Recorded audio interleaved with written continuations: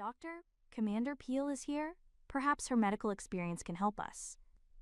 To understand the way my brother's face drained of color in that moment, you have to understand the 17 years that led to it.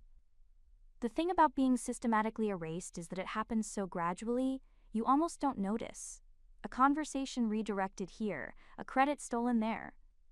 1,000 tiny moments where your presence is acknowledged but your contribution is not. I noticed. I was 12 when my brother Brandon was born. Our father, a successful orthopedic surgeon, treated the arrival of a son like the second coming. Suddenly, every conversation in our house revolved around Brandon's potential, Brandon's future, Brandon's inevitable greatness. I was already taking advanced biology courses. I'd told Dad I wanted to be a doctor like him. "That's nice, honey," he'd said, not looking up from the baby. "But medicine is very demanding. Maybe you should think about nursing, more flexible hours for when you have a family." I was 12. By the time I was in medical school at Johns Hopkins, Brandon was in middle school, already being groomed as the family's medical dynasty continuation. Never mind that I was actually in medical school, Dad talked about Brandon's future practice like it was a done deal. "Brandon's going to join my practice," he'd tell colleagues at dinner parties, while I sat 3 feet away. "Keep it in the family, he's got the aptitude for it." "Dad, I'm literally in my surgical rotation," I said once. "That's great, sweetheart, very ambitious," he patted my hand. "But you know how it is. Surgery is brutal. The hours, the stress. Maybe think about dermatology or pediatrics, something with better work-life balance." Brandon was 14. I stopped correcting him. I learned that the only way to win was not to play, so I stopped playing. I smiled, nodded, and quietly built a career that would speak for itself. Except they never asked about it. After medical school, I did my residency in general surgery at Mass General. Then I applied to the Navy. Not because I wanted to serve, though I grew to love it, but because I wanted to be somewhere my father's shadow didn't reach, where my work would be evaluated on merit alone. The Navy didn't care that my father was Dr. Richard Peel, renowned orthopedic surgeon. The Navy cared that I could operate under pressure, that I could manage trauma teams, that I could make life or death decisions in seconds. I thrived. I spent 3 years on the USNS Mercy doing humanitarian missions. I did trauma surgery in field hospitals. I trained younger surgeons, published research papers, got promoted. Made lieutenant commander, then commander. At 42, I was running surgical departments on naval vessels, consulting on complex cases, managing teams of doctors. My family knew I was in the Navy and did medical work. That was the extent of their interest. Brandon, meanwhile, finished his undergraduate degree in business, not pre-med, and went to work in medical device sales. He made good money, drove a nice car, and at every family gathering my father introduced him as my son, following in my footsteps. "Brandon's learning the business from the ground up," Dad would say proudly. "Smart approach, learn what doctors need before you become one." Brandon was never going to become one. He'd barely passed organic chemistry and had shown zero interest in actually practicing medicine. But he wore expensive suits to pharmaceutical conferences and talked a good game about the medical field, and that was enough. At Thanksgiving 3 years ago, I sat at the table while Dad held court about a complex shoulder reconstruction he'd performed. "Fascinating approach," I said. "We used a similar technique on a shrapnel injury last month. Had to improvise because—" "Brandon, you should see if your company carries the hardware I used," Dad interrupted, turning away from me. "Could be a good product line for you." Brandon smirked at me across the table. That smirk said everything. "You're invisible. I win." I took a sip of wine and said nothing. Last Christmas, my mother asked what I wanted. "I'm fine, Mom, really?" "Oh, come on." "There must be something. A nice purse? Some jewelry?" "Actually, I could use a new stethoscope. The Littman Cardiology IV." "A stethoscope?" She laughed. "Honey, you don't need to spend money on work equipment. I'm sure the Navy provides that." "They do, but—" "I'll get you a nice scarf. You look good in blue." She got me a scarf. She got Brandon a $3,000 watch. The thing is, I could afford my own stethoscope. I could afford a lot of things. Commander's pay was decent, but I'd also been investing wisely for years, had deployment bonuses, had stipends from consulting work. I owned a small condo in San Diego, drove a paid-off car, had a healthy retirement account. But they never asked. They assumed I was scraping by on military salary, doing basic medical work, living some sort of Spartan existence. I let them assume. In February, my father called me, first time he'd called in 6 months. "Joy, I need to talk to you about something." My stomach dropped. "What's wrong?" "I'm having some chest pains, been having them for a few weeks. Finally went to see Jerry Cohen, he's a cardiologist at the hospital." "What did he say?" "He wants to run more tests, might be blockages, might need a procedure." His voice wavered. "I'm scared, honey." For the first time in years, he sounded like he needed me. "When's your appointment?" "Thursday, 2 o'clock. "I'll be there." "You don't have to." "I'll be there." I submitted leave paperwork that afternoon. My commanding officer approved it without question. I had 6 weeks of unused leave built up. I booked a red-eye to Pittsburgh for Wednesday night. I didn't tell anyone I was coming. I just showed up at the hospital Thursday morning at 10, giving myself time to find the cardiology wing and review Dad's chart before his appointment. The hospital staff knew me from my pre-Navy years. I'd done my undergraduate clinical rotations here. Dr. Cohen was someone I'd worked with briefly during medical school. "Joy Peel," the charge nurse at the cardiology desk hugged me. "I heard you were Navy now. Commander, right?" "That's right." "Your dad's appointment is at 2. You here for it?" "I am." She pulled me aside, lowered her voice. "Between us, he's not doing great. Jerry's worried about significant blockages. Your dad's been difficult about it. Won't listen to anyone." "That sounds like him." "Maybe he'll listen to you." I smiled tightly. I doubt it. At 1:30, I headed to the waiting room. Dad wasn't there yet. I sat, flipped through a magazine, and tried to calm my nerves. At 1:45, Brandon arrived. He stopped when he saw me. "What are you doing here?" "Dad called me. I came." His jaw tightened. He didn't mention that. Maybe he forgot. "You didn't have to fly all the way from California. I've got this handled." "I'm sure you do." He sat 3 chairs away from me. We didn't speak. Dad arrived at 1:55, looking older than I remembered, grayer, thinner. His face lit up when he saw Brandon. "Son, thanks for coming." "Of course, Dad." Brandon stood, hugged him. "Joy." Dad noticed me second. "Oh, you came." "You called me." "Right. Well, thank you." He looked uncomfortable, like he regretted making himself vulnerable on that phone call. A nurse called his name. We all stood. "Just Mr. Peel for now," she said. "We'll call you in after the doctor talks to him." Dad disappeared through the double doors. Brandon and I sat back down. "You could have just called," Brandon said after a minute. "You didn't need to waste leave on this." "He's my father, too." "Yeah, but I'm here. I'm local. I can handle the medical stuff." "You work in device sales." His face flushed. "I know plenty about medicine." "I'm sure you do." We sat in hostile silence for 40 minutes. Then the nurse appeared. "The doctor would like to speak with family." We followed her back. Dad was on an exam table, dressed in a hospital gown, looking smaller somehow. Dr. Cohen stood reviewing a tablet. "Mr. Peel's family?" "I'm his son, Brandon." My brother extended his hand with that salesman confidence. "I'm in the medical field, device sales. Happy to help interpret anything Dad needs explained." Dr. Cohen shook his hand politely, then turned to me. "And you are?" "Joy, his daughter." "Joy's in the military," Dad said quickly, like an excuse. "She does medical work, administrative stuff, I think." Brandon actually grinned. Dr. Cohen looked at me for a long moment, then turned back to his tablet. "Well, I'll explain this simply.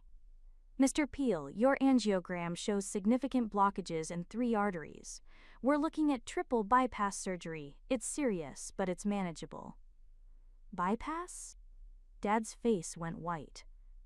"I understand this is frightening," Dr. Cohen continued, "but you're a good candidate. Relatively healthy otherwise. We'd want to schedule this within the next 2 weeks. What's the recovery time? Brandon asked.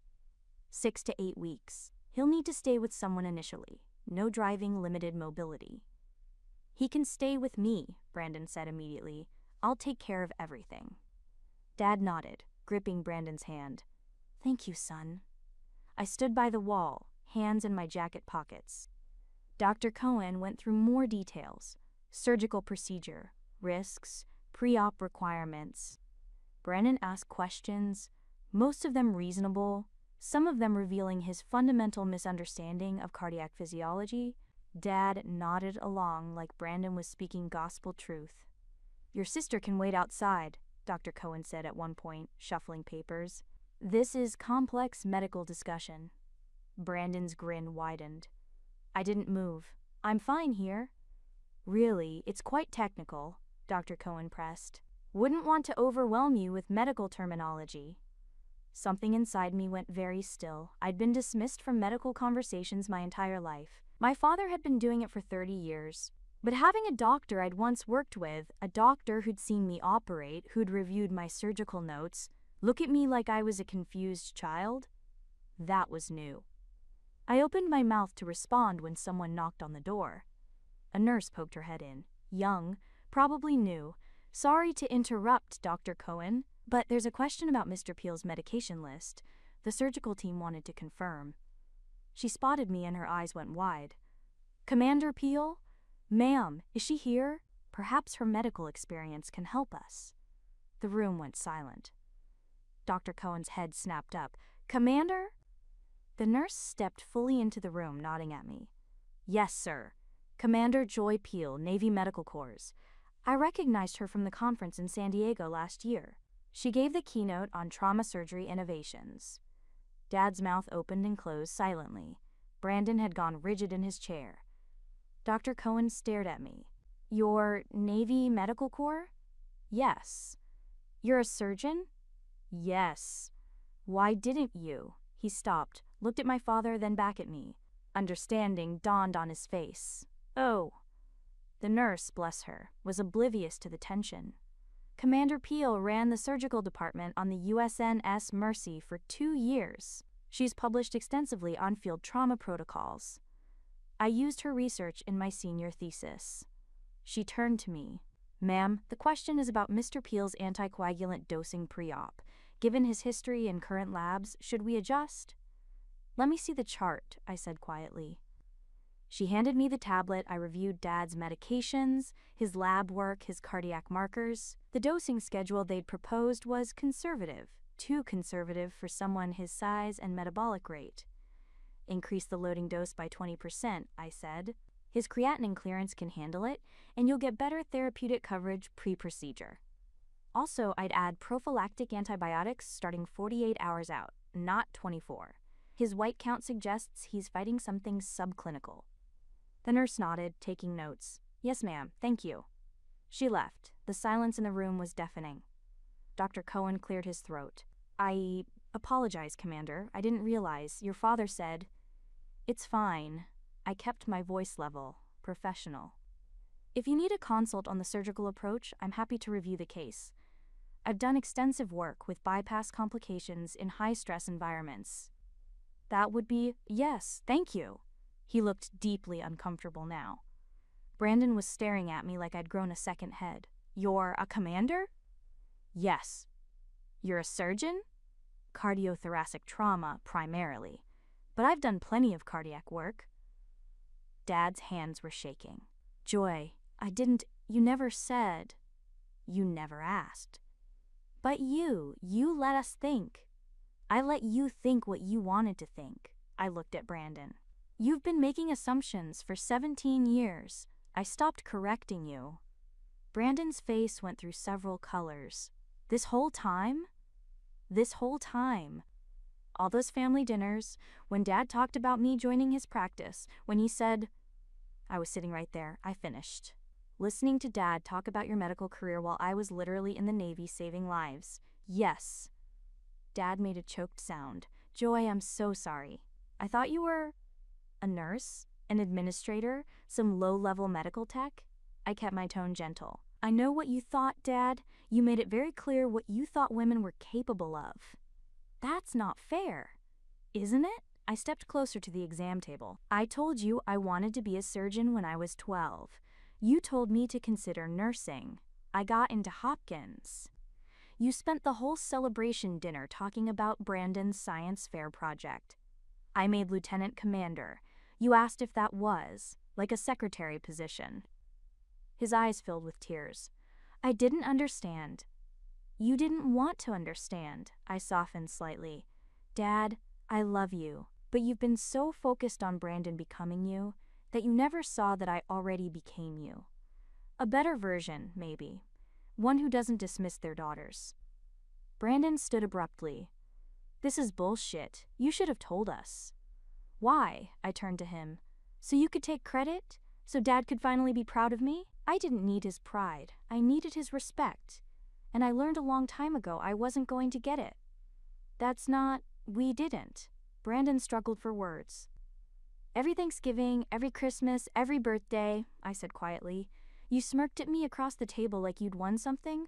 Like being Dad's favorite was a prize. And maybe it was, but I won something better. What's that? He snapped. I became someone I'm proud of. Can you say the same? He flinched like I'd slapped him. Dr. Cohen cleared his throat again. Perhaps we should. I'll give you all some privacy. Commander, if you'd like to review the full surgical plan, I can have the team send you the files. I'd appreciate that. He left quickly, probably grateful to escape the family drama. Dad was crying now, silent tears running down his face. Joy, please, I'm sorry. I'm so sorry. I sat down in the chair Brandon had vacated. I know you are. I should have seen it. Should have asked. Should have. He trailed off helplessly. Yeah, you should have. Can you forgive me? I was quiet for a long moment. Ask me after the surgery. His eyes widened. You're staying? Of course I'm staying. You're my father. I took his hand. Despite everything, you're my father, and I'm a doctor. I'm going to make sure you get the best care possible. He squeezed my hand, nodding, unable to speak. Brandon stood by the window, his back to us. His shoulders were shaking. Brandon, I said softly. He didn't turn around. I'm not trying to hurt you. I'm not trying to win. I needed you both to see me. We see you now, he said, voice thick. Do you? He turned, and his face was wet. I've been such an asshole to you. Yeah, you have. I was jealous.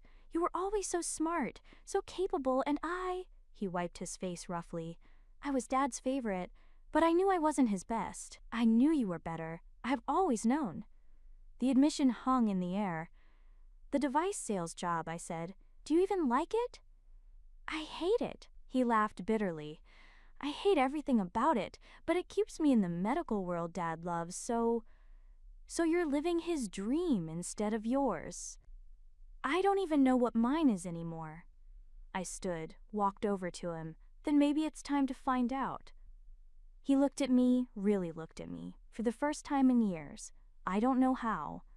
Start by being honest, with Dad, with yourself. Dad was watching us, tears still streaming. I've ruined both of you. No, I said firmly. You made mistakes, but we're not ruined. We're just complicated. I don't deserve your help. Probably not, but you're getting it anyway. Dad's surgery was scheduled for the following Monday. I spent the weekend reviewing his case with the surgical team, consulting on approach, and making sure every detail was perfect. Dr. Cohen, to his credit, welcomed my input without ego. Brandon stayed with Dad the night before surgery. I arrived early Monday morning, scrubbed in, and stood in the observation gallery throughout the entire procedure. 7 hours. Triple bypass. No complications. When they wheeled Dad to recovery, I was the first face he saw. Joy, he whispered, groggy from anesthesia. I'm here. Surgery went perfectly. Thank you, his hand found mine. Thank you for coming, for caring, for everything. Get some rest, Dad. Brandon arrived minutes later. He and I sat on opposite sides of Dad's bed, keeping vigil as he slept. I quit this morning, Brandon said quietly. I looked up. What? The job. I called my boss and quit. I'm done pretending. What are you gonna do? Quote, I don't know yet, he smiled slightly, but I figure it's time I stopped living Dad's life and started living mine, whatever that looks like. He'll understand. Will he? Eventually, he's got a lot to process. Brandon nodded. We sat in silence for a while. Joy? Yeah? I'm really proud of you. I should have said that years ago. Something cracked in my chest, the armor I'd been wearing for 17 years, finally breaking apart. Thanks, Brandon. And I'm sorry. For everything, for being a dick, for letting him treat you that way, for treating you that way. I know. Can we start over? I looked at my brother, really looked at him, and saw not the smirking rival of my memories, but a broken man trying to find his way. Yeah, I said. We can start over. 3 weeks later, Dad was well enough to have real conversations. I'd extended my leave, working remotely when I could, staying close during his recovery. We sat in his living room one evening, and he finally asked the question that had been hanging between us. Tell me about your career, really tell me. I want to know everything. So I did. I told him about trauma surgery in field hospitals, about saving lives on aircraft carriers, about training the next generation of Navy surgeons. I told him about my research, my publications, my promotions. He listened with tears in his eyes. You're extraordinary, he said when I finished. I'm just a doctor, like you. No, you're better than me, braver, stronger, he took my hand. I wasted so many years, so many conversations we could have had. We have them now. Do we? You're going back to San Diego next week. I'll visit more, we'll video call, we'll make it work. I'd like that. He paused. Joy, can I ask you something? Anything. Why didn't you ever throw it in my face? All those years, you could have made me look like a fool. You could have corrected me publicly. I thought about that. Because I didn't need to prove anything to you, I needed to prove it to myself. And I did. You're a better person than I am. I'm just your daughter, Dad, finally being seen. He pulled me into a hug, holding tight. I see you now. I promise I see you now. I returned to San Diego the following week. My commanding officer called me into his office the day after I got back. Commander, I've been reviewing your file. Your performance reviews are exemplary. Your surgical outcomes are among the best in the fleet. Your leadership is outstanding. Thank you, sir. I'm recommending you for early promotion to captain. The board meets next quarter. I blinked. Sir, You've earned it, Commander. Multiple times over, he smiled. Plus, I heard you basically co-managed a cardiac surgery while on leave. That's dedication. He's my father, sir. Even more impressive that you could maintain professional objectivity. After I left his office, I sat in my car and cried. Not sad tears. Just release. I called Dad that night. They're recommending me for captain. His voice cracked. Joy, that's incredible.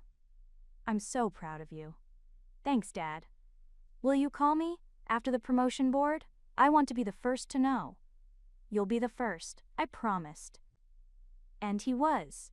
6 months later, when I pinned on Captain's Eagles, Dad and Brandon were both there. Dad stood at attention, as much as his post-surgery body allowed, and saluted me. That's not protocol, Dad. You're a civilian. I don't care about protocol. His eyes were wet. You're my daughter, you're a captain in the United States Navy, you're a brilliant surgeon, and I'm saluting everything you've accomplished despite me. I saluted back, tears streaming down my face. Brandon hugged me afterward. Pretty sure you outrank everyone in the family now. Pretty sure I always did. He laughed. Yeah, you did. The thing about being systematically erased is that it happens so gradually, you almost don't notice. But the thing about being systematically seen, really, truly seen, is that it happens all at once. In a hospital room, with my father looking at me like he'd never looked at me before. In my brother's face when he realized he'd been fighting the wrong battle all along. In my own heart, when I finally understood that I didn't need their validation to know my worth, I'd known it all along. I just needed them to know it too,